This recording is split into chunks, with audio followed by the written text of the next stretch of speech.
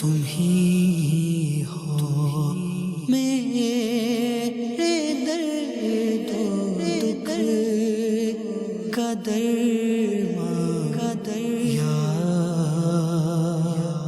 رسول رسول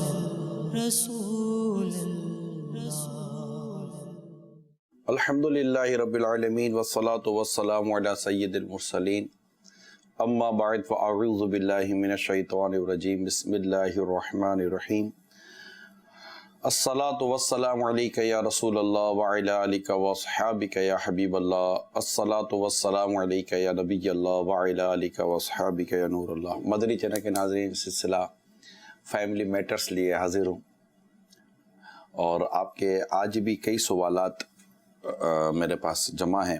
نبی پاک صلی اللہ تعالیٰ علیہ وآلہ وسلم نے ارشاد فرمایا، جو کوئی مجھ پر ایک بار درود پڑھتا ہے اللہ تعالیٰ اس پر 10 رحمتیں نازل فرماتا ہے۔ صلو علی الحبیب صلی اللہ تعالیٰ علی محمد۔ آج جو ایک بڑا ہی منفرد مجھے سوال آیا ہے، کہتے ہیں کہ مجھے غصہ نہیں آتا، آفس اور فیملی میں کچھ لوگ حق تلفی کرتے ہیں تب بھی چاہتے ہوئے غصہ نہیں کر پاتے، کئی بار صبر کرنے پر نقصان اٹھایا، کہتے ہیں غصہ کیوں نہیں آتا؟ دیکھیں، غصہ ایک نیچر کا اگرچہ حصہ ہے، لیکن اگر آپ کو ضبط اور صبر کی نعمت ملی ہوئی ہے، ایسا تو نہیں ہوتا ہوگا کہ آپ کو کبھی کسی بات پر ہی غصہ نہیں آتا ہوگا، کیونکہ بندہ بعض اوقات کسی بات پہ غیرت بھی کھاتا ہے، تو بالکل ایسا نہیں ہوتا۔ لیکن مجھے ایسا لگتا ہے کہ شاید آپ کے اندر ایک حلم، ایک ضبط اور صبر، یہ ایک اس کو خاطر اس کا ایک اچھا خاصا حصہ ملا ہے، تو اس پر وہ نہ کرے کہ صبر کرنے پر نقصان تو نہیں اٹھایا جاتا۔ تو یہ کس طرح کا آپ صبر کریں گے کہ نقصان نہیں اٹھایا جاتا؟ کیونکہ وہ ظلم کرتا ہے، اگر آپ کے ساتھ زیادتی کرتا ہے، آپ کی حق تلفی کرتا ہے، آپ اسے معاف کر رہے ہیں، اسے درگزر کر رہے ہیں، اگنور کر رہے ہیں، بلکہ برائی کا بدلہ اگر بھلائی سے دے رہے ہیں، تو یہ تو اچھی چیزیں ہیں اور شریعت و دین کو پسند ہے۔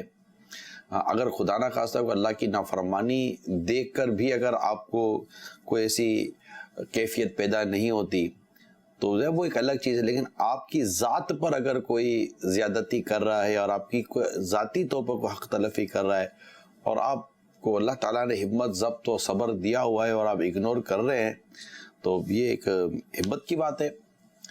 ورنہ تو یہ تو نہیں ہوتا کہ بندے کو کسی بھی چیز پر یا کسی بھی چیز پر غصہ نہ آئے، اور یہ بھی نہیں ہونا چاہیے اللہ کی نافرمانی دیکھ کر، اور ایمان اور غیرت کے کئی تقاضے ہیں جہاں مطلب بندے کا خون جوش کھاتا ہے اور جو خون جوش کھانا چاہیے۔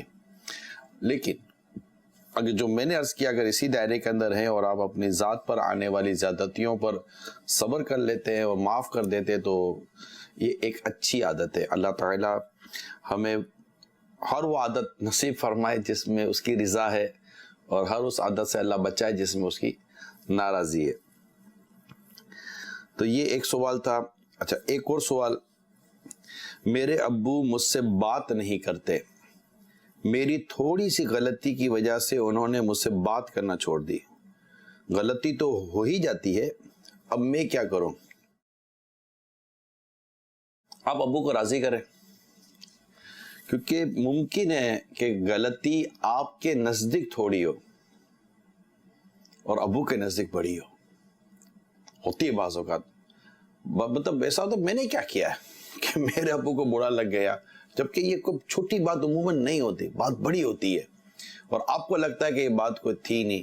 ورنہ عمومی طور پر یوں مطلب کہ والد اپنی اولاد سے ناراض نہیں ہوا کرتے کہ بات چیت ہی بند کر دیں، مگر والدین کو چاہیے کہ اولاد کو اگنور کیا کرے۔ مطلب ایک اگنور سے مراد ہے کہ درگزر سے کام لیں اور معافی مانگے تو معاف کر دیا کریں۔ یہ میری درخواست ہے کہ اگر اولاد واقعی اگر صحیح طور پر معافی مانگنے کے لیے آئی ہے، معاف بھی کر دیا کرے، غلطی ہوتی ہے پھر معاف کر دیا کرے، اور ٹھیک ہے سختی کرنے کی یا تھوڑا ناراضی کا اظہار کرنے کا بھی کہیں کہیں فائدہ ہوتا ہے، مگر پھر اس کا دورانیہ اتنا طویل نہ کریں کہ پھر ایسا نہ ہو کہ پھر وہ معافی مانگنے چھوڑ دے کہ یار چلو اب یار یہ تو ابھی عادت سی ہو گئی ہے، اب یہ اولاد کے لیے نقصان دہ ہے نا۔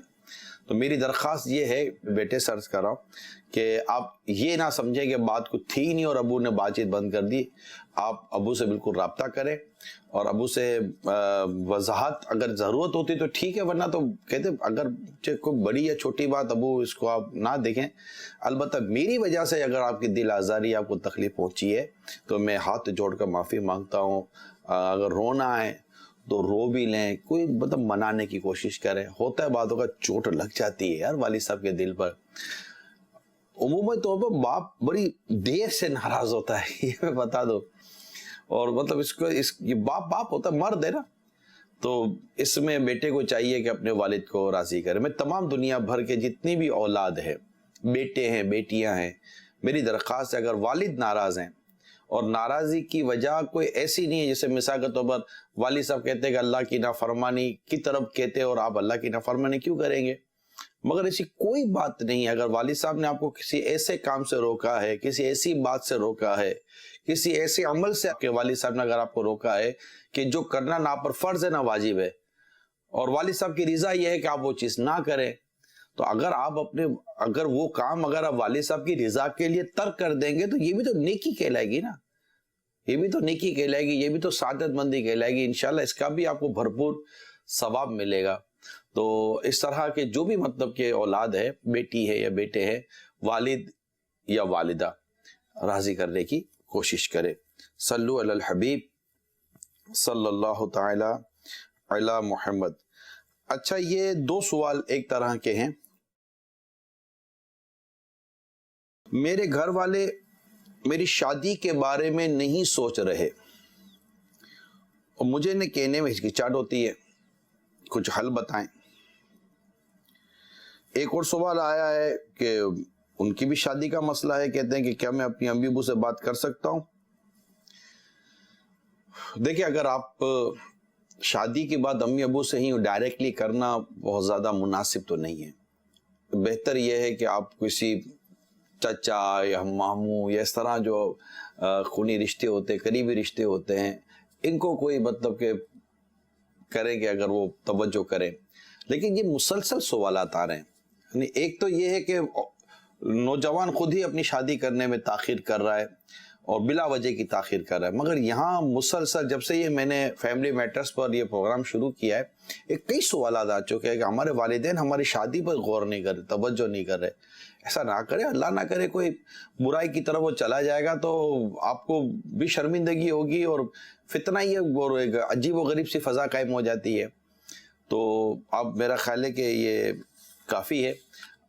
اگر آپ اس وقت میرا پروگرام دیکھ رہے ہیں اور آپ کے گرد آپ کی اولاد موجود ہے، اس سے ہمت نہیں ہوگی آپ سے بات کرنے کی کہ میری شادی کر دیں، بیٹی تو بالکل ہی نہیں بول سکے گی بیچاری، وہ تو، اور لڑکی تو ویسے ہی حیا اور شرم کا ایک اس کا اپنا ایک مزید گہرا رشتہ ہوتا ہے۔ تو ماں کو چاہیے، باپ کو چاہیے کہ وہ مطلب کہ شادی کی طرف دھیان دے اور اولاد کی شادی کرا دے، جبکہ آپ کو پتہ ہے نا، دو چیزیں میں نے پہلے بھی عرض کی تھی، اب بھی عرض کر رہا ہوں کہ اگر آپ جانتے ہیں کہ اولاد کی عمر بالغ ہونے کے بعد اتنی بڑی ہو گئی ہے کہ اس میں اتنی سمجھ آ گئی ہے کہ بیٹی گھر سنبھال لے گی، اور مطلب کہ یہ اتار چڑھاؤ جو شادی کے بعد کی جو گفتگو میں بعض اوقات یا فیملی میں آتا ہے، اس کو انشاءاللہ ٹیکل کر لے گی، اتنا شعور اور اتنی سمجھ اس میں آ چکی ہے۔ بہت زیادہ کا بھی انتظار نہ کرے، وہ پتہ نہیں ہماری 40 سال میں بھی 50 سال میں بھی آئی ہے کہ نہیں آئی ہے، تو مطلب ایک سٹینڈرڈ کو ایوریج بنا لیں، اور بیٹے کو بھی دیکھ لے کہ اگر اس کے اندر بھی اتنی میچورٹی اور سمجھداری آ چکی ہے اور وہ مزید یہ کہ گھر چلانے کی اس کی مالی حیثیت ہے یا کوئی ایسا انتظام ہے کہ جس سے وہ گھر چل جائے گا، تو اب جب اسی سچویشن ہے کہ نان نفقہ دے دے گا، تو میری درخواست یہ ہے کہ تاخیر سے کام نہ لیا جائے، نہ میرے نوجوان تاخیر سے کام لیں، شادی کر لیں کہ آدھا دین محفوظ ہو جاتا ہے۔ اچھا دیکھیے، ایک اور جیسے کہ اس طرح کا ایک سوال آیا تھا، یہ سوال تھوڑا چینج ہے کہ میری سیلری کم ہے اور میری امی میری شادی کروانا چاہتی ہے، مجھے کیا کرنا چاہیے؟ اب جب آپ کو یہ یقین ہے کہ آپ خرچہ نہیں چلا سکیں گے، یعنی کہ کھانا جیسے خوراک، غذا، کپڑے وغیرہ اور گھر، عرف و عادت کے مطابق طور طریقہ ہو تو اس کے مطابق نہیں دے سکیں، نان نفقہ ادا نہیں کر سکتے، تو ظاہر ہے کہ پھر آپ گھر میں بات کریں کہ میں اس کم سیلری کے اندر گھر کیسے چلاؤں گا۔ لیکن اپنی سراؤنڈنگ میں دیکھ لیں کہ اگر کم سیلریز کے اندر بھی گھر چل تو رہے ہوتے ہیں، وہ کیسے چل رہے ہوتے ہیں۔ ایسا تو نہیں کہ آپ کچھ بہت ہی زیادہ سیلری کے اور کم سیلری کی آپ نے کوئی یہاں فگر بھی نہیں لکھا ہے۔ میں کراچی کے شہر کے اعتبار میں 15-20 ہزار سیلری لینے والوں کو میں جانتا ہوں جو شادی شدہ ہیں، گھر چلا رہے ہیں، یقیناً ان کا گھر چلانے کا انداز اتنا زیادہ کمفرٹیبل نہیں ہوگا، بٹ گھر تو وہ بھی چلا رہے ہیں، تو یہ ہو جاتا ہے۔ تو اس پر بھی آپ ذرا غور کر لیجئے گا، اور اگر واقعیتاً آپ کو لگتا ہے کہ آپ نان نفقہ نہیں اٹھا سکیں گے تو پھر یہ قابل غور ہے۔ مزید یہ کہ اس معاملے میں شرعی رہنمائی لینے کی بھی حاجت اور ضرورت ہے۔ اچھا، آپ نوٹ کریں کہ میں آج جو سوالات ہیں وہ میاں بیوی اور شوہر وغیرہ اور ساس اور بہو کے تعلق سے میں نے اس کو ڈراپ کیا ہوا ہے۔ اصل میں یہ سوال مسلسل آ رہے ہیں، یہ فیملی میٹرز کا جو ہمارا یہ پروگرام جب سے شروع ہوا ہے، یہ سوالات کنٹینیو آ رہے ہیں۔ میں نے آج آپ کے لیے ایک کچھ موضوع نکالا ہوا ہے، وہ موضوع میں آپ کو پڑھ کے سناتا ہوں۔ میں چاہتا ہوں کہ اگر یہ موضوع پر آپ تھوڑا سا توجہ کر لیں اور اس کو اختیار کریں تو شاید بہت سارے مسائل آپ کے گھر کے اور فیملی کے دور ہو سکتے ہیں۔ اور میرا موضوع ہے مسکراہٹ۔ دیکھیں، مسکراہٹ، اسمائلنگ فیس، مسکراتا چہرہ۔ حضرت سیدنا جریر بن عبداللہ رضی اللہ تعالیٰ عنہ فرماتے ہیں، میں نے جب بھی سرکار صلی اللہ تعالیٰ علیہ وسلم کی طرف دیکھا آپ کو مسکراتا ہی پایا، یعنی میرے آقا صلی اللہ تعالیٰ علیہ وسلم کے چہرے مبارک پر تبسم ہوا کرتا تھا، مسکراہٹ ہوا کرتی تھی۔ اور ہمارے پیارے آقا صلی اللہ تعالیٰ علیہ وسلم کے مسکرانے کا یہ عالم تھا کہ دیکھنے والے ہمیشہ مسکراتا ہی دیکھتے۔ آہا، اعلیٰ حضرت نے کیا خوب دعا کی اللہ کے حضور، یا الہی جب بہیں آنکھیں حساب جرم میں، ان تبسم ریز ہونٹوں کی دعا کا ساتھ ہو، یعنی آپ کے ہونٹوں پر تبسم رہا کرتا تھا۔ تو میں درخواست کرتا ہوں آپ سب سے، جو اس وقت مجھے فیملیز دیکھ اور سن رہی ہیں، بچے سن رہے ہیں، والدین سن رہے ہیں، جو بھی آپ سن رہے ہیں، ایک جگہ پر یہ لکھا ہوا ہے کہ کئی معاشرے میں ایسے لوگ ہیں جن کے 5 منٹ کی مسکراہٹ ہے نا، کسی کے لیے پورے دن کی چہرے کی مسکراہٹ کا سبب بن جاتی ہے۔ یعنی کوئی آپ سے 5، جیسے مثال کے طور پر آپ صبح گھر سے اگر شوہر نکل رہا ہے تو بیوی اگر 5 منٹ اس کو مسکرا کر خداحافظ کر دیتی ہے نا، وہ پورا دن ہو سکتا ہے کہ اس کا مسکراتا ہوا چہرہ رہے۔ اور اگر صبح جاتے جاتے اس کو پتا ہے کہ اب مسکراہٹ تو دور کی بات ہے، اب مسکراہٹ نام کو نہیں مل رہی، تو پھر وہ بیچارہ ویسے الجھا سا گھر سے جائے گا، پھر پتہ نہیں خود کتوں کو الجھا کر رکھ دے گا۔ اسی طرح جب تھکا آ رہا آپ گھر پر آتے ہو تو اگر آپ کے چہرے پر مسکراہٹ ہوگی تو وہ بھی تو پورے دن کی تھکی ہوئی ہے۔ میری مطلب کہ آپ کو صلاح یہی ہے، رائے یہی میں آپ کو دوں گا کہ مہربانی کریں، اپنے آپس میں مسکراہٹوں کا تبادلہ کریں، اسمائلنگ فیس پیدا کریں۔ ابھی بھی آپ جو بیٹھے ہوئے دیکھ اور سن رہے ہیں، اگر اپنے چہرے پر مسکراہٹ لے کر آ جائیں۔ میں آپ کو مسکراہٹ کے بارے میں کچھ بتاؤں، کہتے ہیں مسکراہٹ دنیا میں وہ سب سے سستی اور عمدہ چیز ہے جو آپ کسی بھی وقت کسی کو بھی دے سکتے ہیں۔ مسکراہٹ وہ تجارت ہے جس میں کوئی سرمایہ نہیں لگتا، جس میں نفع ہی نفع ہے، لینے والے کے لیے بھی اور دینے والے کے لیے بھی۔ مسکراہٹ وقت نہیں لیتی، لیکن اس کی یاد سالہ سال رہتی ہے، لمحہ لگتا ہے مسکرانے میں، مگر جس کے ساتھ آپ مسکراتے ہیں نا تو سالہ سال تک آپ کی مسکراہٹ کو یاد رکھتا ہے، یار یہ مسکراتا چہرہ ہے۔ اچھا، مجھے پتہ کیا فیل ہو رہا ہے، ہو سکتا ہے کہ اس وقت یہ میں آپ کو بتا رہا ہوں کہ مطلب کیسے مسکراتے چہرے، اسمائلنگ فیس ذہنوں میں بیٹھ جاتے ہیں۔ مطلب ہو سکتا ہے کہ اس وقت ہمارے اس پروگرام کو ہو سکتا ہے امیر سنت پیر و مرشد دیکھ رہے ہوں، تو میں ابھی آپ سے بات کر رہا ہوں تو میرے سامنے امیر سنت کے جیسے مسکراتا چہرہ آ رہا ہے، ان کا تبسم میرے سامنے آ رہا ہے، یہ بھی یقین دینا ہے، ایسا لگا جیسے کہ یہ بھی سن کر بھی مسکرا رہے ہوں گے، اور ایک مسکراتا چہرہ. وہ میں کہنا کہ بعض ایسی شخصیات ہوتی ہیں کہ ان کی لمحے بھر کی ملاقات، مسکراتی ملاقات، آپ کو کئی وقت کا سکون اور مسکراہٹ کا مطلب آپ کو سکون مل جاتا ہے، آپ مسکراتے رہتے ہیں، یار بس یار کیا بتاؤں میں کیا دیکھ کر آیا ہوں. یہ ہوتا ہے. تو یہ گھر میں بھی اگر ہو جائے تو کیا بات ہے. تو مسکراہٹ بڑی مطلب عمدہ شے ہے. اچھا، کسی نے ہم سے مسکرا کر بات کی تھی. مسکراہٹ تھکے ہوئے کے لیے طاقت، ہمت ہارے ہوئے کے لیے امید، مصیبت زدہ کے لیے مرہم. مسکراہٹ وہ نعمت ہے جو خریدی نہیں جا سکتی، چوری نہیں ہو سکتی، قرض پر بھی نہیں لی جا سکتی. ہے اس کا لطف رکھنے میں نہیں، مسکراہٹ کا لطف رکھنے میں نہیں، بانٹنے میں ہے.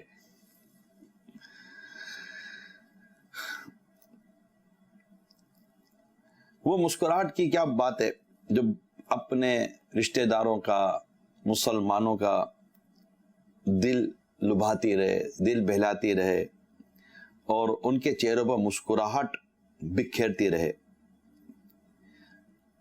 کہتے مسکراہٹ کی بخشش بانٹتے رہیں، آپ کی جیب کبھی خالی نہیں ہوگی، یا آپ مسکراہٹ کبھی خالی نہیں ہوگی. تو یہ میں چاہ رہا ہوں کہ مسکراہٹ کو اگر ہم اپنے گھروں میں لیں، باقی نہیں بیچارے مسکراتے، ٹھیک ہے آپ پریشان ہیں یا اللہ نہ کرے آپ بیمار ہیں تو کوشش کریں، میں عرض کروں تکلف کریں، تکلف کے ساتھ مسکرائیں، اور ثواب کی نیت کے ساتھ بھی اگر مسکرائیں گے انشاءاللہ تو یقیناً آپ کو ثواب بھی ملے گا کہ مسلمان کی طرف مسکرا کر دیکھنا یہ بھی صدقہ ہے.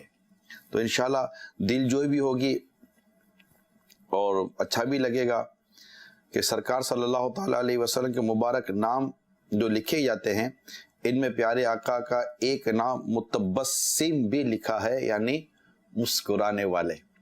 یہ ایسا لگتا ہے کہ شاید اس کی بہت کمی ہے. میں نہیں کہتا آپ کے گھر میں مسائل نہیں ہیں، لیکن ہو سکتا ہے کہ مسکراہٹ آپ کے مسائل کا حل کر دے. یعنی ایک ٹیبلٹ آپ کے مسئلے کا حل کر دیتی ہے، سر کا درد دور کر دیتی ہے، آپ کے پیٹ کا درد دور کر دیتی ہے، آپ کے گھٹنوں کا درد دور کر دیتی ہے. یعنی پین کلر ہے، ایک پین کلر کھاتا ہے. مسکراہٹ جو ہے نا یہ ٹینشن کلر ہے. یہ سمجھے، مسکراہٹ ٹینشن کو ہو سکتا ہے آپ کے ختم کر دے. تو میری درخواست ہے تمام دیکھنے سننے والے مدنی چینل کے ناظرین، مہربانی کریں مسکرانے کی عادت. موقع محل اپنی جگہ پر، اس کا تو خیر وہ کہنے کی میں کیا بات کروں، تو موقع محل تو دیکھیں گے ہی آپ، ظاہر ہے کہ بھئی یہ مسکرانے کا موقع محل ہے یا نہیں ہے. غم، موت، میت، یہ ایک الگ ٹاپکس ہے. جنرل لائف کے اندر، جنرل روٹین کے اندر، ملنے جلنے کے اندر بس ایک مسکرانا ہے. جیسے ہی گھر میں داخل ہوتا ہے السلام علیکم ورحمۃ اللہ وبرکاتہ، ایسا مطلب کھل کھلا کر گھر میں آئے یار، اور بالکل جیسے کہ ویلکم، روزانہ کا ویلکم کریں، روزانہ کی خوش آمدید کریں، روزانہ کے طور پر آپ تھوڑا سا وہ حشاد بشاش اور جیسے کہ ایک انرجیٹک انداز میں گھر میں آئیں، گھر سے جائیں. پتہ ہے کہ یہ آنے کا ٹائم ہے، جانے کا ٹائم ہے. تو اس سے انشاءاللہ آپ دیکھیں آپ کے گھر میں بہتری پیدا ہو جائے گی. مطلب مجھے سوالت ہے کہ آپ بتائیں ہم لوگ کریں کیا؟ کم سے کم مسائل ڈسکس کریں، کم سے کم ایشوز ڈسکس کریں. ہر وقت چک چک چک چک کرنا، ہر وقت اپنی بیماری، ہر وقت اپنی پریشانی کا رونا. اب مہنگائی ہے، آمدنی ہے نہیں، روز آدمی آ کر مہنگائی اور آمدنی کا رونا روئے گھر کے اندر، تو بیوی بھی پریشان ہو جائے گی کہ اب آپ کرے تو کیا کرے.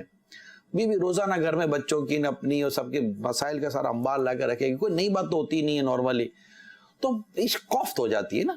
یہ وہ بہت یہ بیسک چیزیں جو ہم شاید اگنور کر رہے ہیں، اس کو سمجھ ہی نہیں رہے ہیں، اور اس کی وجہ سے گھر میں مسائل پیدا ہو رہا تھا. اب ایک ہفتہ 7 دن کر کے تو دیکھیں آپ کو فرق نہ پڑے تو مجھے کہیے گا. ایک کام کریں، نیکسٹ پیر تک، نیکسٹ منڈے تک آپ ایک ٹارگٹ لے لیں کہ میں نے مطلب کہ کوشش یہی کرنی ہے کہ مسائل میں ڈسکس نہ کروں، بیماری پریشانیوں پر حتی الامکان ڈسکس نہ کروں. جب مجبوری ہے یا واقعی ضرورت ہے تو ایک الگ چیز ہے، وہ اپنی جگہ پہ اسپیس موجود ہے.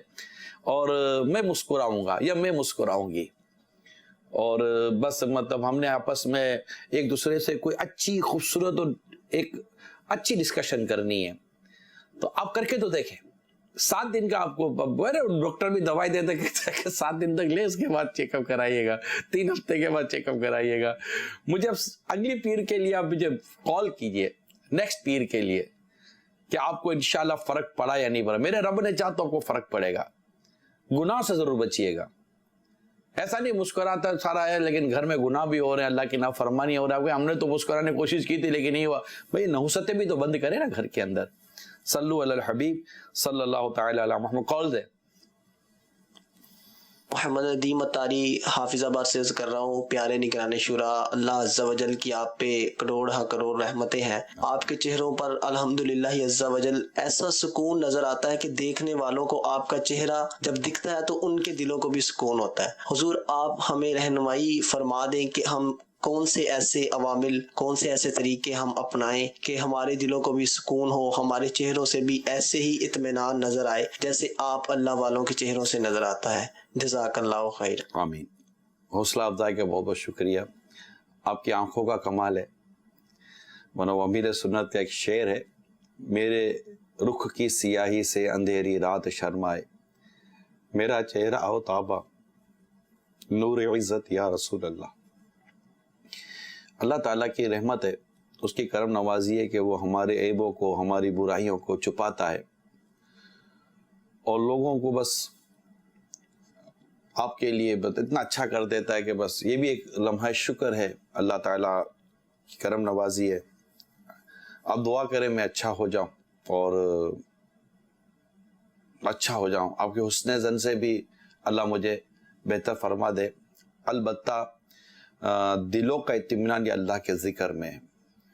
جو شخص چاہتا ہے کہ وہ اس کو اطمینان قلب حاصل رہے, جب دل مطمئن ہوگا تو ڈیفینیٹلی اس کا اثر, کیونکہ دل یہ بدن کا بادشاہ ہے تو جسم کی سلطنت پر دل کی حکمرانی ہوتی ہے. تو اگر دل میں اطمینان ہے, سکون ہے, تو انشاءاللہ اس کا اثر آپ کے دیگر اعضاء بدن پر, جو پارٹ آف باڈیز ہیں اس پر پڑے گا. تو یہ ہے, تو اس میں یہ اس کو جاری رکھیں, اللہ کا ذکر کرتے رہیں, تلاوت کرتے رہیں, تو انشاءاللہ دلوں کا اطمینان رہے گا اور اس کے فوائد ملتے رہیں گے. کوشش کریں کہ آپ کی ذات سے لوگوں کو تکلیف نہ ہو, شر نہ پہنچے, تو انشاءاللہ اس کی برکتیں بھی آپ کو اپنی ذات پر نظر آئیں گی. جی کال دیں. میرا سوال یہ ہے کہ آج کل جیسے بھائی نا شادی کے بعد ہے نا لڑکی کو لڑکی کی ماں مطلب فون پہ سکھاتی رہتی ہے کہ تم یہ نہیں کرو, وہ نہیں کرو, کام نہیں کرو. اس کے حوالے سے کچھ نہ بتائیں گے؟ دیکھیں اگر واقعی ایسا ہی ہے, کیونکہ غلط فہمی نہ ہو کہ لڑکی کی ماں لڑکی سے بیٹی کو فون ہی نہ کرے, بات چیت ہی نہ کرے, تو ایسا کیوں ہونا چاہیے؟ ماں ہے, بیٹی ہے, یاد آتی رہے گی اور فون پہ بات ہوتی رہے گی, تو اس کو اول تو نیگیٹو نہ لیں. اور اگر بالفرض ماں فون کرتی رہتی ہے اور ماں اپنی بیٹی کو کچھ نہ کچھ اس طرح کی باتیں کرتی رہتی ہے, تو یہ وہ ماں ہوتی ہے کہ بدقسمتی کے ساتھ اوپر رہ کر اپنی بیٹی کا گھر توڑوانے میں اس کا کردار ادا ہو جاتا ہے. یہ ماں کو نہیں سمجھ پڑتی ہوگی. ماں کہتی ہے کہ میں کیا برا کرتی ہوں. مطلب یہ بات سمجھنے کی ضرورت ہے کہ شادی کے بعد کوشش کرے کہ بیٹی کو مطلب کہ ایک لمٹ رکھے کہ بس اس طرح بات کرنی ہے. بیٹی آتی تو ہے ہفتے میں, 1.5 ہفتے میں, 2 ہفتے میں, چند دنوں میں آپ کے پاس گھر تو آتی ہے, تو کافی باتیں ہو سکتی ہے. بعض اوقات سسرال والوں کو اس کو اتنا پسند بھی نہیں ہوتا, اور پھر بیٹی کے بھی کچھ انداز عجیب و غریب ہوتے ہیں نا. جیسے فون آئے گا فوراً فون لے گی, سیدھا کمرے میں چلی جائے گی, آدھا پونا گھنٹہ 1 گھنٹہ ماں کے ساتھ باتیں کرتی رہے گی, تو تھوڑا سا ماحول آکورڈ سا ہو جاتا ہے.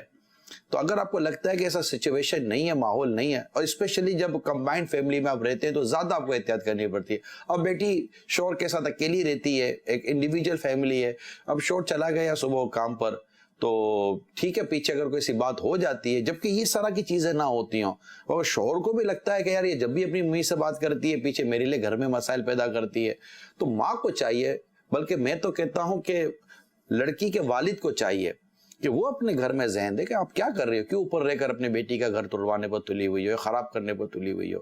تو انٹرفیئر نہیں ہونا چاہیے. میں اس کو آپ کو یوں میں عرض کروں کہ بیٹی کے والدین یا بیٹی کی فیملی کا اس کے سسرال میں انٹرفیئر نہیں ہونا چاہیے. اس کو انڈیویجول کریں, اس کو کھڑا ہونے دیں اپنے پاؤں پر. ایشوز آئیں گے, مسائل کہیں بیٹی فیس کرو, کوئی بات نہیں, کہ ہمارے گھر میں لڑائی نہیں ہوتی تھی کہ بیٹا آپ کی ہماری چک چک نہیں ہوتی کہ آپ کی امی سے بات چیت بند نہیں ہو جاتی تھی؟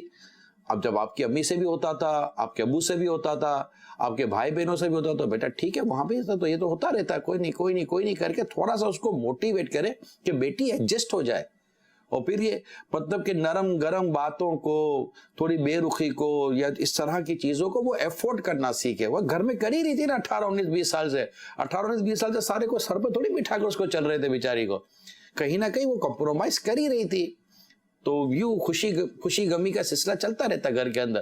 تو بیٹی کو تھوڑا کانفیڈنٹ ہونے دے اور اس کو اس بات کو احساس دلا دے کہ بیٹی گھر آپ ہی نے سنبھالنا ہے، پلس مائنس کا آپ ہی نے دیکھنا ہے، وی آر نتھنگ، ہم کچھ بھی نہیں ہیں، ہم بیٹا آپ کی شادی کر چکے، اب آپ گھر چلائیں، اور گھر چلا کر ہی دم لینا بیٹا، یوں کر کے اپنی بیٹی کو کانفیڈنس دیں، اعتماد دیں، اور انشاءاللہ پھر دیکھیں۔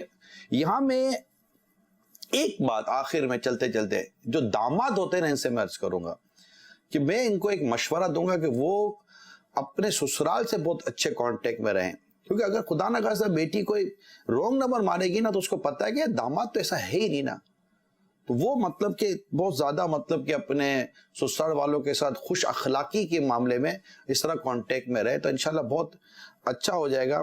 اب مثال کے طور پر مجھے ایک سوال آیا یہاں لکھا ہوا، اگر شوہر اپنی ماں کی سنے بیوی کی نہ سنے تو بیوی کیا کرے؟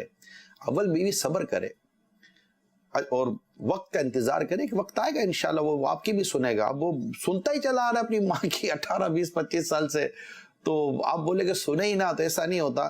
لیکن یہاں میں شوہر سے بھی ضرور عرض کروں گا کہ اگر اس کو لگتا ہے کہ میری ماں زیادتی کر رہی ہے، میری ماں ظلم کر رہی ہے، میری ماں مطلب کہ وہ غلط کر رہی ہے، تو پھر وہ موقع محل کے مطابق اپنی ماں کا محبت و پیار ادب احترام کے ساتھ ذہن بنانے کی کوشش کرے ماں، اور دوسری طرف اپنی بیوی کو اگنور نہ کرے کیونکہ وہ ویسے ہی ایک جگہ سے زخم کھا رہی ہے، اور دوبارہ وہ کیا ہے ابھی چلو نہ چلتا رہتا ہے، اب ماں بولتی رہتی ہے تو یوں، اب اس کو مرہم والا کام کرے، زخم والا کام نہ کرے، اب چبونے والا کام نہ کرے، کیونکہ اس کو شوہر کو پتا ہے کہ میری بیوی میری ماں کی یا میرے باپ کی، والد کی یا میرے بہنوں کی سائڈ سے اس کو کچھ نہ کچھ زخم لگتے رہتے ہیں، تو اب اگر یا تو ان کو زخم لگانے سے روکیں آپ، اگر آپ زخم لگانے سے نہیں روک سکتے تو کم از کم اپنی بیوی کو مرہم تو لگانے کی عادت پیدا کریں، ورنہ وہ تو دونوں طرف سے یہ سوچتے ہیں کہ پھر آپ کہیں کہ یہ ماں باپ سے بھی بات نہ کرے، کسی سے بات نہ کرے،